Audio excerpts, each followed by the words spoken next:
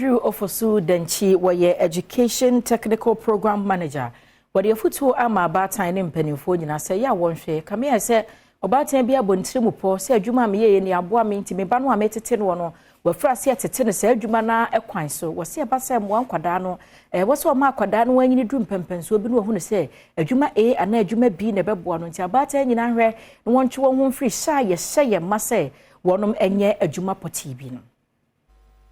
Education Technical Program Manager Andrew Ofosu Denchi echrese eni se awofo eyire wo mmofra no kete se adwuma bi a wonom epe ena wasa abofra no eye isanse ebia na de abofra no anije ho no enye no kra ena awofo yi esusu edema no okere mu se abofra no enyini no ano wonhwe ade a nani eje ho na afei wo ma no ensua ho ade yo na wonpe kwan wodo obefa so adane mu se be ya dache obetimi enyini wole sanse mu etujo abra World Vision Ghana eye career day ema mmofra bia wo mo ewo Krachi West mensini no emu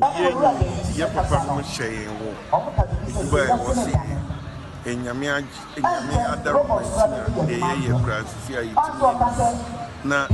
yankase amunche moma enye adepa mo akwantre na akwala ni tinche ade opeso ye because oye nipa owo ade a ewo na eda na akwala ade a ye ne fe nti sabutimi na akwala na akwantre na omo abeti atre se meye lawyer meye teacher meye nurse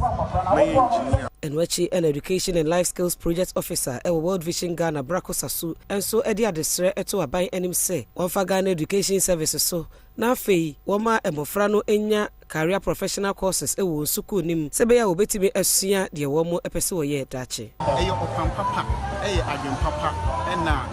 abeto biase sa ene da ya sei eye career day the day first of the apo eye amangana emampani se yesrem se on kind of function we say eno na beboa na omofra no etimi hu enyuma won be ye ne dama